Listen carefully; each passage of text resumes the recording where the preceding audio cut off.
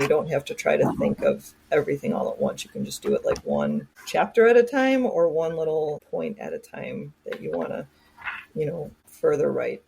Welcome to the Discerning Mother, the podcast for Jesus-loving moms who want to tune out the noise and tune into God's design for motherhood. I'm Brigid a board-certified women's health coach, holistic health practitioner, birth nerd, and homeschooling mom of 5. I help moms to heal their minds and bodies, trust their instincts, and embrace the beauty of the way God created them. Here we talk about birth, hormones, motherhood, faith, and anything else. Let's go. Welcome back to the Discerning Mother Podcast. I am so excited to be here today with Carrie Walker. Her books are so good, and I can't wait to have you guys hear from her. But before we hear from her, I just want to read a little bit of her bio because it is really cool how her story has kind of been woven to where she is now. So Carrie lives in Michigan with her husband and 7 children. She served as a high school youth minister, had adventures around the globe, and now just is raising a family and writing those stories that are on her heart. And so her debut novel, Emma's Hero, is a current finalist in the Selah Christian Fiction Award, which is awesome. So Carrie, welcome to the podcast. Yeah, thanks for having me. I'm really excited to be here. Yeah, so I just gave the very, very condensed version of your bio. But can you just tell us who you are and just a little bit about yourself? Yeah, I'm Carrie Walker, and mother of 7, married my high school sweetheart, and I never actually envisioned that I would be writing books one day, but here I am. Like you said, my husband and I did high school youth ministry for 10 years, and during that time we were also building our family. We adopted our first child from Guatemala, then we had 2 more bio children, then actually 3 more bio children, then we adopted our 5th child from Ethiopia, and at that point we kind of stepped back from youth ministry a little bit because our family, we had a lot of young children, and it was just time to do that. And since then we've had 2 more children actually, and it was actually from one of the kids that we ministered to when they were in high school that I got inspired to write my debut novel. And she, as an adult, gave birth to a baby that doctors told her wouldn't survive. And the baby did live. She lived for almost a year. And when I met them in the hospital, I was just really struck with how many lives that the baby probably had touched, probably without her mother even knowing. And a seed for a story was planted that day, I think. And I continued to live our life with our teens and young children. And at that point in time, we had a lot of teens coming through the doors all the time, seeing them at school. And I had seen some that, were just kind of lost, and some so lost they didn't even seem like they were trying to find their way, And then I kind of thought, what if a baby like that touched a teen like that? And then I had a real story idea, and I'd always been a reader. Like my whole life I've loved to read, and I was like, you know what, I'm going to try to do this. And I went down this crazy journey, which is even longer, to try to write this book, but here it is. And I'm hoping that it offers, hope and inspiration to people who read it. Yeah. Okay. So a few things really stuck out to me when you were talking. So first is that you never imagined writing books. And I know you just touched on that a little bit. Mm-hmm. So maybe we'll come back to that. But did I hear you correctly that you have 5 biological children and 2 adopted? Yes. Yeah. Okay. My eldest our daughter is adopted from Guatemala, and my 5th child, which is a son, is adopted from Ethiopia. Nice. And what are the age ranges of everybody? My oldest is almost 21. She'll be 21 in June, and my youngest is 7. My first 3 are actually only 2.5 years apart between the 3 of them. So at one point in time, I had 3 kids under 2.5. Yeah, that's wild. I actually have 2 adopted sisters as well. So that sort of struck me. But I guess, how did you and your husband discern that was a calling of yours? I mean, I think a lot of things went into it. We always envisioned having a large family just from the start. We've always been inspired by large families and how they interact together and support each other. And so we always envisioned that. And then we had been blessed along the way of seeing a lot of families that had either mixed, adopted and biological family or adopted children. And so we were always kind of open to adopting children, and we're very pro-life, and we want to be, we kind of, for us, we felt like if we really want to, encourage mothers to be able to make that choice, that we would be willing to be the parents for children in those situations. So we always were open to both, and we always hoped to do both. And we actually started the adoption process before we even were pregnant. So, I mean, it really was something that we were like, if we're going to do this, we're going to do them, and whatever children God gives us, he gives us. And he gave us like 2 girls within 6 months of each other. That's beautiful. And so this is something that I hear clients struggle with, is like knowing how to discern if God is giving them, like if it's the right time to have children for them. And you just said, if God's going to give them to us, like he's going to give them to us.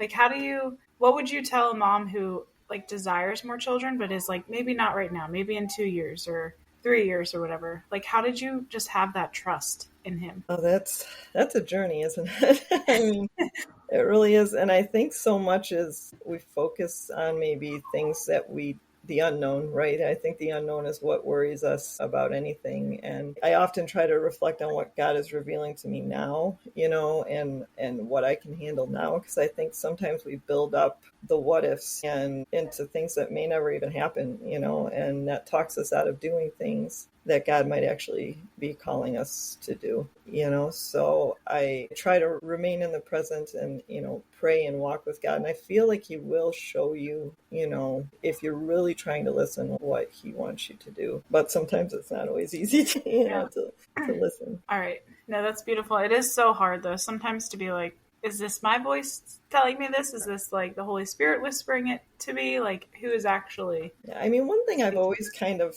when I approach any discernment, and even like this writing was a good example, because really, like, by all means, if you looked at my life situation when I started writing this book, I shouldn't have been writing this book. I had 7 children, with my youngest one not sleeping through the night. She was 1 still, I think, at that point in time. And I had never written a book before. Now that I'm experienced, I probably would, I can sandwich it in. I know what I'm doing, and things like that. But at this point in time, I didn't know what I was doing. I had a lot to learn. And I've got to put the story on my heart. I really felt called to write it, and I didn't have a clue what to do. And so I prayed about it. And right at that same time, 2 things happened that haven't really happened since. An author that writes inspirational fiction offered an online course of how to write a novel. I haven't seen her offer the same thing since. And it was something I could do at home.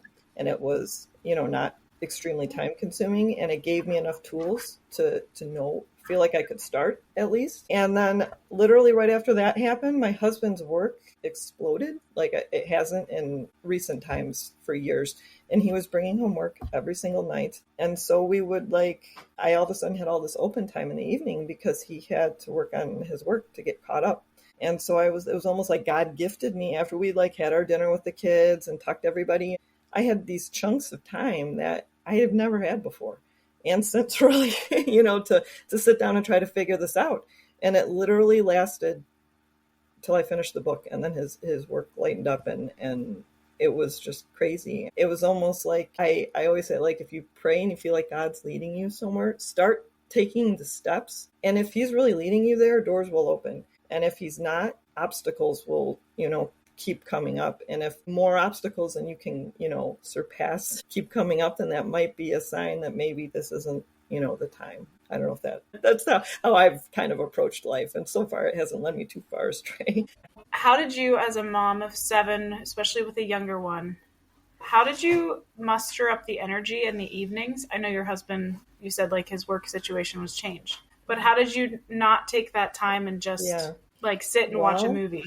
How did you make yourself? I guess for me, I've always kind of been told that I carve time out of thin air, and I just have we exist on a little sleep, I guess. I just would brew a pot of coffee and sit down and start the second half of the day. I mean, even now we'll stay up late and wake up early, and I don't know, I guess having all the kids kind of forces us to stretch our days a bit, I know, right? It does, for sure. So I want to go back a little bit. So what inspired you to transition from youth ministry to writing your Christian fiction? Can you expand? Yeah, I guess it's been a journey the whole time. And actually, my husband and I are back to helping in youth ministry again. So now I'm doing both. But we felt called early in our, almost shortly after we got married, to volunteer to serve as high school youth ministers. And for years, it was just so fulfilling for us, and we loved doing it. It really was actually a combination of our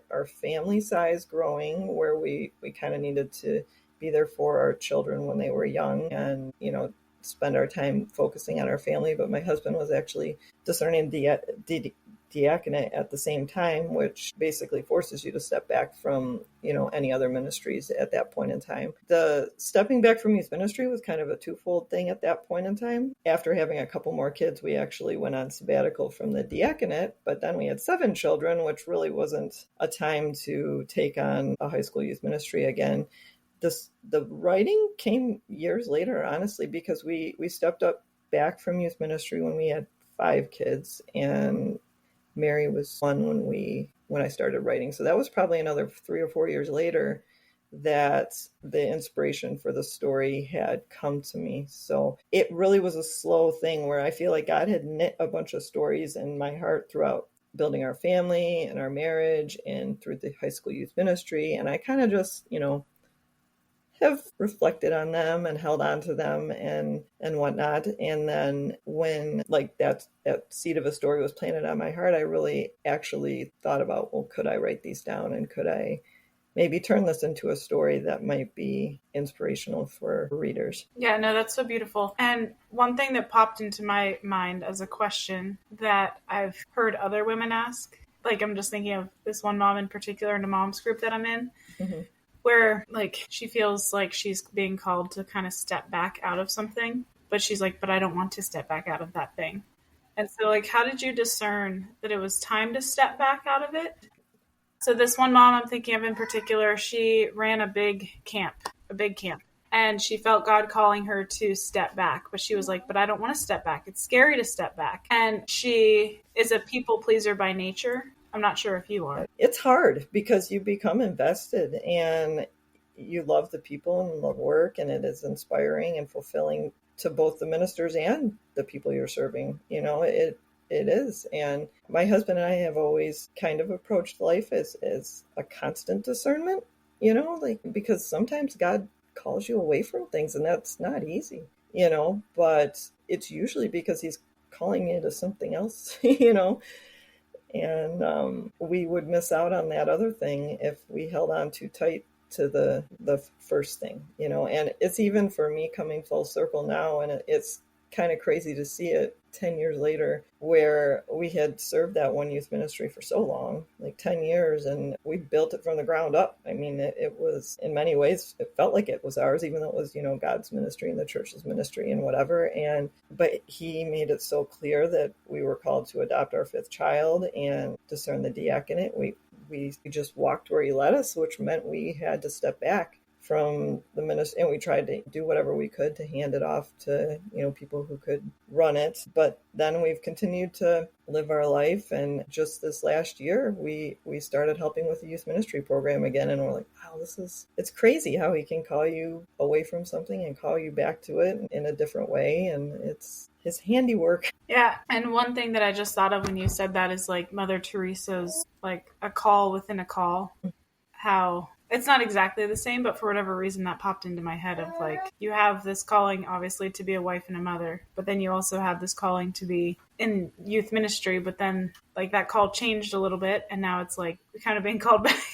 Yeah, I know. And some of the kids are even reading the books I write, which is so crazy to me. And it was from one of the kids. If I hadn't been in youth ministry the first time, I probably would never have met that girl and her daughter, I've already had a number of readers say how that story has really touched them and changed them, or maybe spoke to them because they lived through a similar thing and have never read it in a book before. And that all came because of a decision 20 years ago.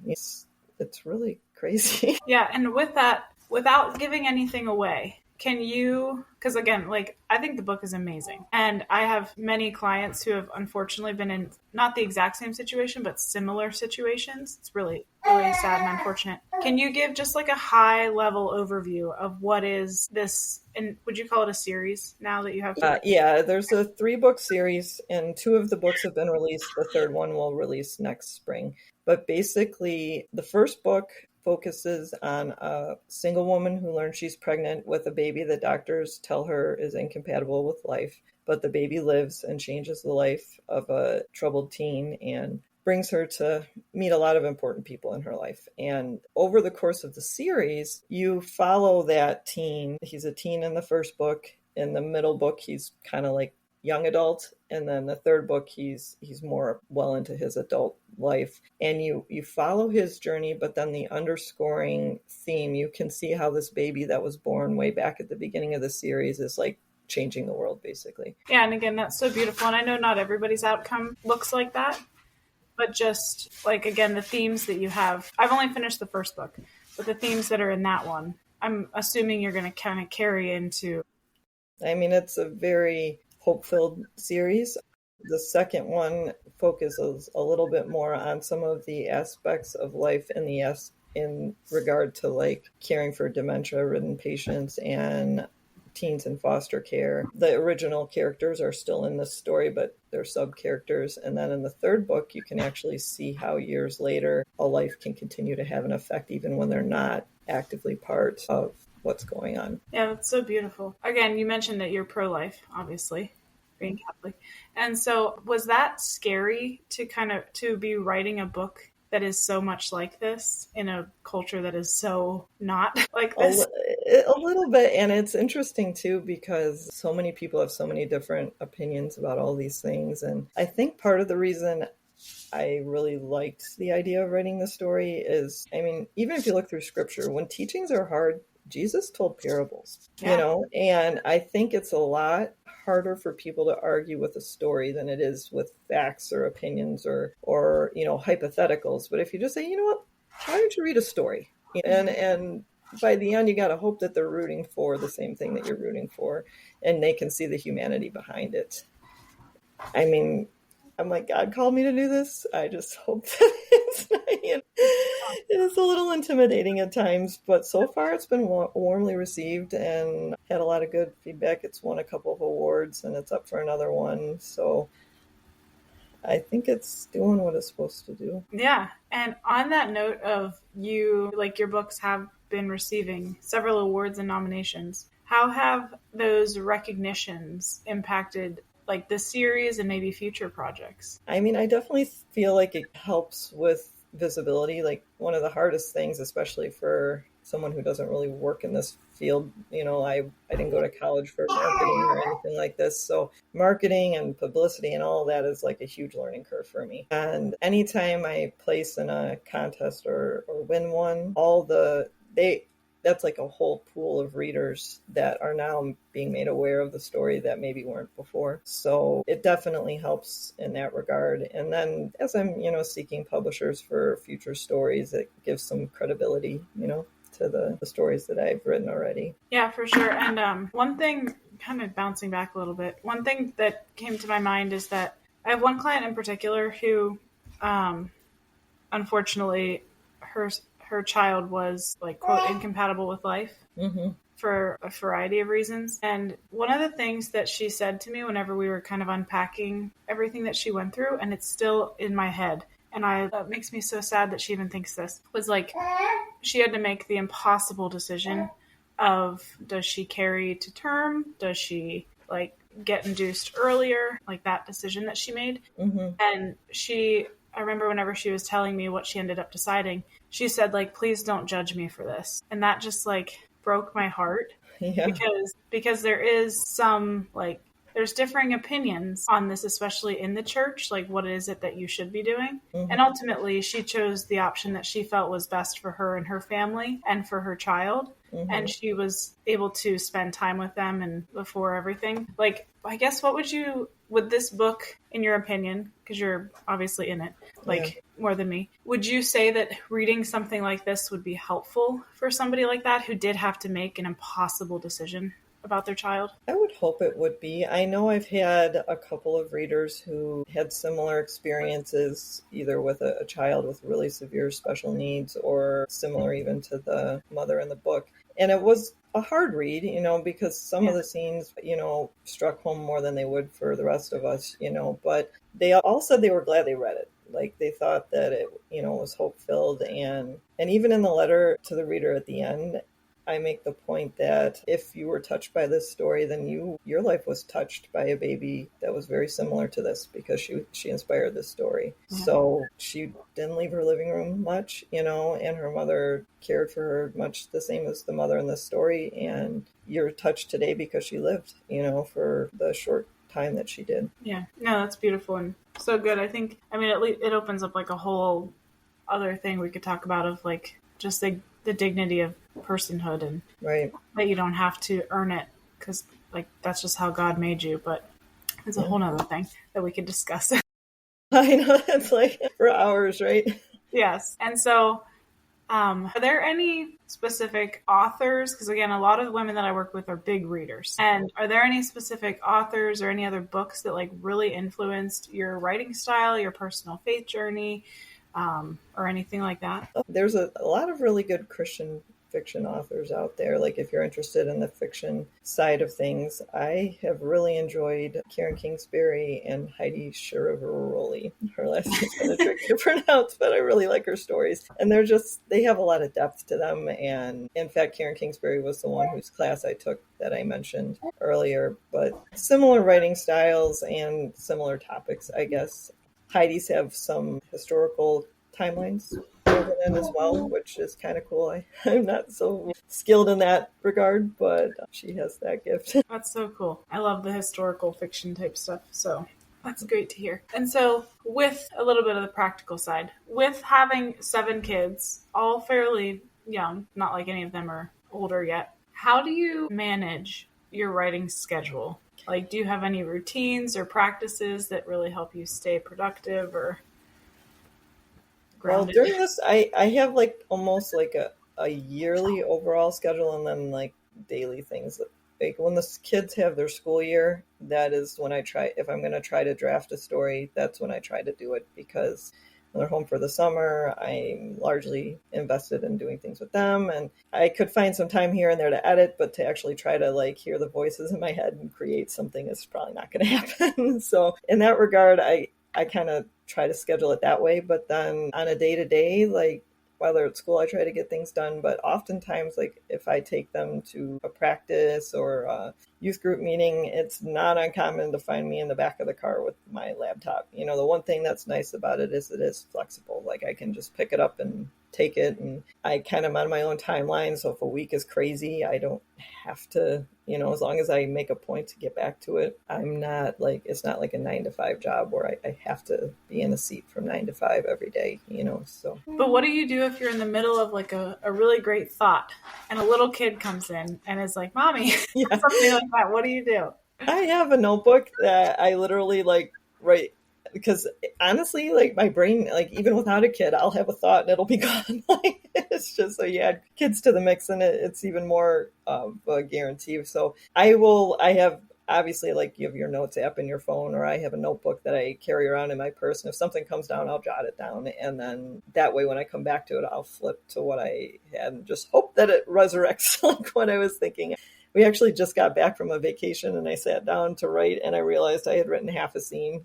And I was like, why did I do that? It's like, I don't know what I was thinking. Now I got to try to figure that out again.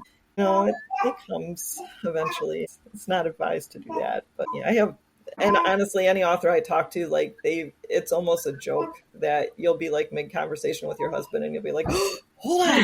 And then you go jot something out. Okay, I'm back. Because you know that it'll go. That's so funny. So one of the things that I do with clients in the first couple of weeks that we're working together is really helping them to tell their story, like their birth story specifically. Mm-hmm. And by doing that, it accomplishes a few things. One of them is that typically it's the first time that anybody has actually sat and listened to it without like judging it or interjecting or giving their own opinions, that sort of thing. And there's some other reasons too, in terms of like we work on shifting narratives a little bit, but all of that aside, like what advice do you have to somebody who needs to get a story out, whether it is about a birth situation that went bad or whether it's even a good birth or any story that's in their mind that they want to get out, whether it's fictional, whether it's like nonfiction, whatever. What advice would you have for somebody who is looking to get that out of them and onto paper or just any medium. I mean, I guess I would question, like, are you thinking like a longer narrative or even just like a short, like... I mean, I think it depends on the person. I Yeah. always encourage them to go into as much detail as possible so that we can almost like put them back in that place. Okay. And then they're like start to rewrite it in a non-traumatic way. Okay, yeah. Yeah, I'm familiar with this actually. That's really a good practice, I think. And I think, like, for me, even before I start to sit down to write anything, because when you try to think of the big story, it's kind of overwhelming. Like, what do I do? Where do I start? And so in the model of a novel, I'll kind of make a little outline with chapters, but you could even do this for a shorter work as well, like points, like in the story, you know, like that you would want to highlight, and don't expound anything yet, just kind of write, like, you know, the different steps, you know, on a basic level. And then when you have those, you can sit down with each one and kind of dig into it and write it out. And you don't have to try to think of everything all at once. You can just do it like one chapter at a time or one little point at a time that you want to, you know, further write. Yeah, no, that's good. I usually have them pick wherever things started to feel like they went off the rails, and then like really hone into what is it that you saw, what is it that you heard, smelled, touched, like all those different things. Yeah, and then sensory stuff. Yeah, and then once they usually get into that first like quote scene, then it's like the floodgates open and they just like remember everything and say everything. Yeah, no, and that's true. And honestly, I feel like I can't even start a story until I can picture that first scene. Like, what's starting it all? Where am I coming from? You know, and then you can really start.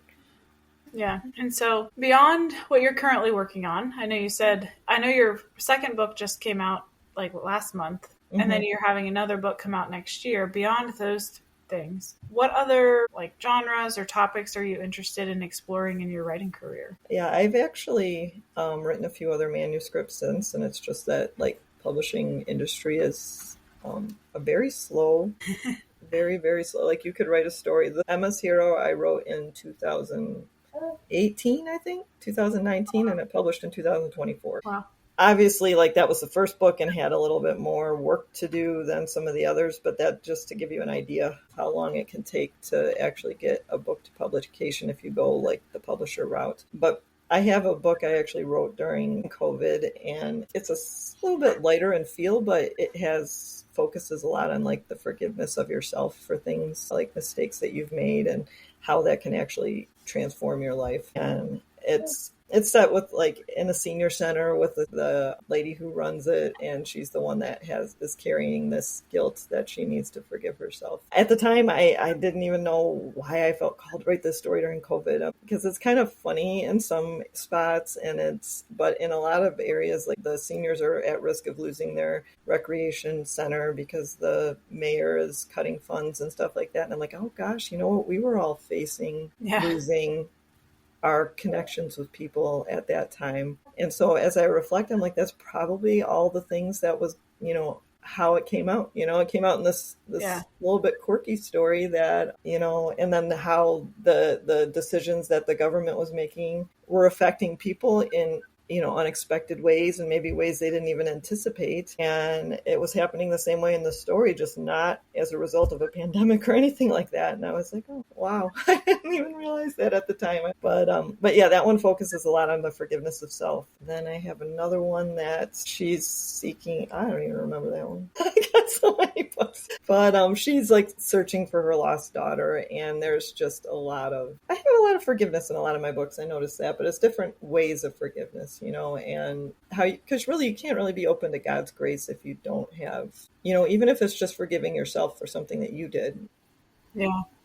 It's hard to pray. It's hard to hear what God's saying to you if you hold on to that stuff. So yeah, that next book that's a big focus in that one. No, that's so good. And it is so true. That's one of the things that we go through in the first few weeks of my program is forgiving yourself, forgiving other people, even if it's just your perception of what they did. And then we also do forgiving God, because that can be a sticky point too sometimes. Yeah. And all those things cause you to feed yourself, you know, lies and misperceptions of how things are, because you're holding on to these things and they twist the way you see everything in your life. Yeah. And so what is the biggest struggle that you see moms facing right now? Gosh, that's a tough one, because I feel like many moms just struggle to even fill their own cups, and they're spending their days taking care of their families, and they're trying to make the right decisions for their kids, and even knowing what to do in any given day, and in this society too, what school do I send my kids to? And, and every decision you make, you probably constantly question it. Yeah. But I feel like if we just focus on being focused on the present and find where God is leading us, he'll show us what to do. But I think that is realizing that what you're doing is important, and trusting God with the decisions that he's led you to make. And it's a journey. Yeah, so good. And so challenging at the same time. Oh, absolutely. And so before we wrap up, I always ask the same question. What is the most important piece of wisdom you'd share with the discerning mother? Oh, gosh, that's a tough one too. I think I would go back to the, being present and trusting God. And really, if you pray and you walk, then you just you have to trust where he leads you. And don't doubt, constantly doubt yourself, fill your cup, have fun with your kids, take them to the library. And yeah, I think that would be it. Well, thank you so much. This was so great to hear your wisdom and to hear more about your books and everything. And so where can people find you? Where can they get your books now? Yeah. Tell us more. Well, I have a website, www.carriewalkerwrites.com, and on there has links to all my social media accounts. I'm on Facebook, Instagram. I tried TikTok, but, I'm just a little bit there. And my books are on Amazon. You can find them there, and most of the places you buy books, like Barnes & Noble and stuff like that. But links to the Amazon accounts are also on my website. So if all else fails and you go to the website, you can find all the other things. Nice. Yeah, I'll definitely link those. And I really encourage you to grab the books, because, again, it does give you a different perspective, especially if you've never either supported somebody who's gone through this similar situation, or you yourself have never gone through a situation. It's really helpful to have a little bit of an idea of how you can support somebody who is going through this. So thank you again so much for being here. Yes, thanks for having me.